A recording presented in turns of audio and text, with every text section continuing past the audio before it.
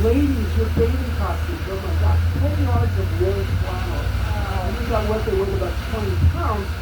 And women were corseted back then, so you could sit into a corset that had a waist size of 19 inches. It's my understanding that breathing was optional for ladies. That couldn't have been comfortable.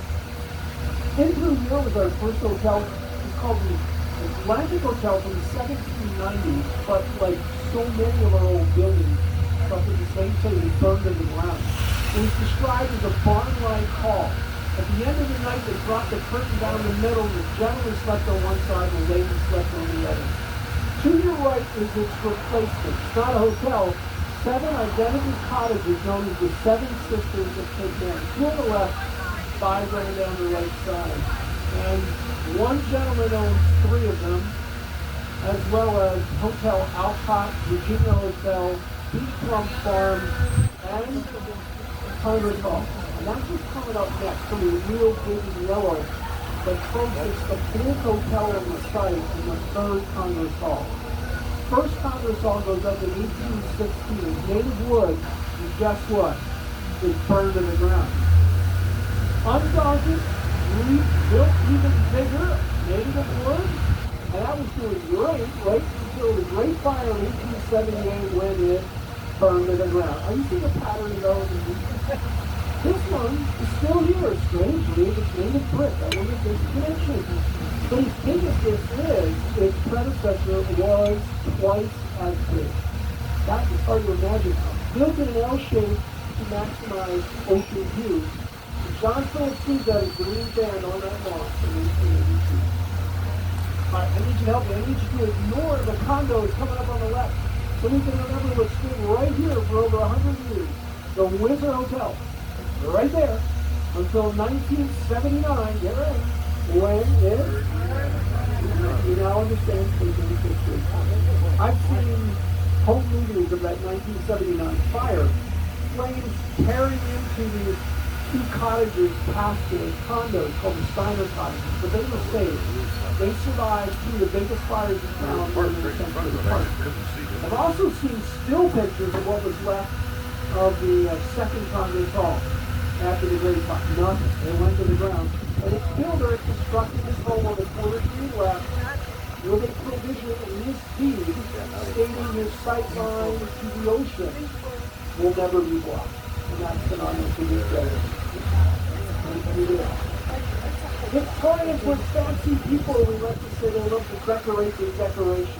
Take a look to your left, the Dr. Henry Hunt Cottage. 5 different architectural styles. Queen Anne, Stick, Nancy, Italianate, Gothic. The locals, they don't know that. They call it drunken architecture.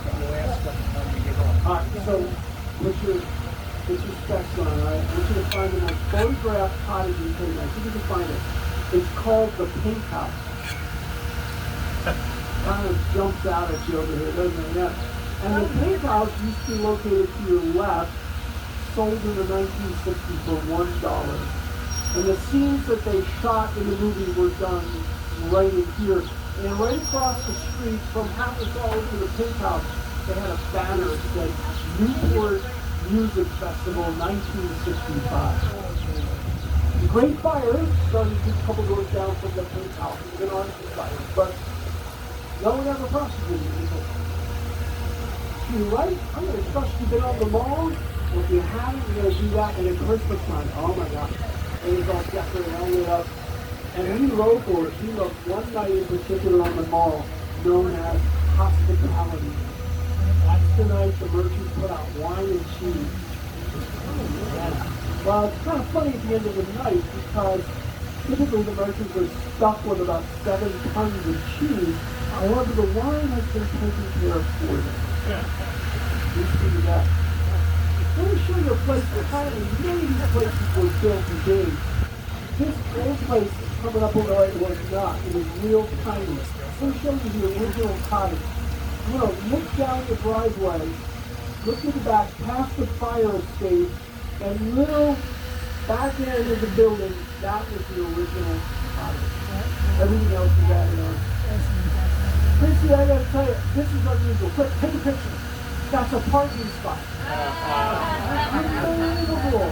That's the second time this summer that I've seen a parking spot. Amazing. But you know what? Story behind this wasn't a parking lot. This was the hub of Cape May's African American business community. 11 businesses here eliminated the parade to Washington Street Mall. We have a very rich African American history. The lone vestige of the era sits across the way, blue building, red mansion roof. The rest of them go right past it. But the youngest might be interested in this. That building, like the other, well, it was a wild place, but not now. It's just a series of shops. But that building today, like the other 599, they all share a common trait. That is, they are all haunted. Because everybody in Cape May has spirits in their cottage. From Aunt Emily or somebody wandering around the third floor of the middle of the night. TV shows come in here and they film. It's remarkable. And one group really kind of made the locals laugh. I think we know the real story. One group of kids said we've identified with one cottage in Cincinnati with a ghost spirit. And the locals all laugh because we know where it is. It's called Hollywood Liquor Store. That's where the spirits is here anyway. Oh, almost forgot. You can go home and tell your friends and neighbors you did something special here about the next 2 seconds. Okay, congratulations. You have just now scaled the tallest mountain in Cincinnati. This is as high as it gets. The locals, well, you'd be surprised. This is what the locals call Jackson Mountain, because it's as high as it gets, 14.5 feet above sea level. So when you have the nor'easters, you come to the high ground and bring your cars in. On the mall, anybody who's been to the Ugly Mug? The Ugly Mug is iconic. In winter, there are mugs on the ceiling with names on them. And there's a tradition that goes with the mug. And the tradition is if the mug faces the ocean, that person is deceased. But if it faces backwards land, that person is alive and probably extending an elbow at the end of the boat. Down the way on the left, really great Cape May story, the Virginia Hotel. And we are actually going to go down the street. There's not any parking there, which is kind of tough, but pretty good. So the Virginia in the early 80s was a mess. It was falling apart, it was condemned. And it was resurrected, reopened in 1989. Lovely old hotel. And traditions, I mentioned a little bit, one tradition that's not lived on was automobile racing on the beach. 1905, big race, thousands of people attracted by Henry Ford and Louis Chevrolet in the race. The story goes, Ford had laid by the water, his car gets swamped by a big wave, forced to quit. And that was because the foul speed had got muddy covered back into his belted. So local named Dan Spencer bailed him out of that dilemma and later became a recipient of one of the country's first school dealerships right here in Canada. Right about where you got on the 12. And the automobile, you know, many of you probably use the automobile to get here. It's not the easiest place to arrive. Well, it wasn't any easier back in the day. When we first became a tourist spot in the early 1800s, many people would go to Philadelphia in order to get on a stagecoach. $2, 3 days later they were in Philadelphia.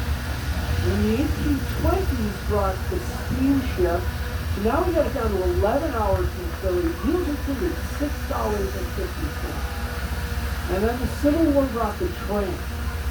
So now we're down to $3 from Philly, and we had trains in there every day, bringing day trippers. But around here they were called shoebies. Because they would bring their change of clothes and lunch in a shoebox. And they were despised by hotel owners. The folks would hang out on hotel verandas and farm them up. And I'm trying to get too into it, but I'm thinking most of the problem with the shooting had to do with our old flag system. Back in the day when the red flag went up, gentlemen went to water. White flag was for ladies and children. And the hotels did it. Oh my God, some of them are dormant. The the end of construction was the Mount Vernon, designed to be the largest in the world, 3,200 rooms, half finished, occupied, rented up, and of course the streets would make conditions, turned it around, and it was good. And then when it was Stockton Hotel, had 475 rooms, and the dining hall was created on the street. It was located down to the pond. Are you going to be stunned to find out that Stockton Hotel is no longer there? What is So as we turn in, remember that the Stockton took up the entire right side. In fact, it was a 4 square block. And on the opposite side, the 8 beautiful cottage is known as Stockton Road. Button had designed all of it, and the total cost of $50 grand. Well, the Great Fire in 1878 came racing this way, and it caught the first one, set it ablaze. It was up in the air and onto the roof of the Stockton. Folks up on the roof trying to stamp out the embers. But the fire proceeded to the second cottage, and then the third cottage. And it wasn't looking good until Mother Nature stepped in and created a Pink-Lake miracle. She shifted the wind direction and blew the fire back over what had already been burned. Folks, that's where the Great Fire stopped, and Stockton Hotel survived the Great Fire and fell to the wrecking ball in 1911. And to your left, Stockton Road, probably worth a little more than $50 grand. And another look at the Abbey on the corner for you as well. Okay, so you see the big church on your right. This is St. Violet Baptist. The congregation dates all the way back in the 1840s. So we have big, beautiful churches here, but don't let it fool you. Because we had some real ornery. And I know, it's usually in the back there, there's always a bunch of orneries on my trolley. So just for my orneries, I gotta give you a little bit of our ornery back. So as we make the turn, we get to the next corner on the right, 3-story building called the House of Royal. Back in the day, the first floor was very innocent, just Dr. Ware's funny. Second floor wasn't so innocent. Second floor was an illegal gambling place. And you'll notice a porch on the second floor that would park a little old lady in a rocking chair on that second floor porch. She was a looker. And she thought they were going to get raided. She started rocking like crazy. That was the signal to the gamblers to get out of the fire escape. But there are 3 floors, and it doesn't get better as you go up. Perhaps you figured out what was on the 3rd floor. So with the young ones on board, I will reference this as a house of negotiated affection. One of our guys, this lady was her name was Mary Ann, and Mary Ann was born and raised here. She knew everybody and everything. At one time she was married to the mayor of Kingston. And Mary Ann loved to talk about the ladies of the evening. To the point where one day she's doing a tour of some guy, I think it's on the wise guy, saying, whatever happened to those old hookers? She looked him in the eye, and she gave him a big smile, and she turned her head, she winked at him, and she said, well, you know what, Steve? We all became poor guys. So, you guys have been fun. It's been great having the youngins on board. Please have a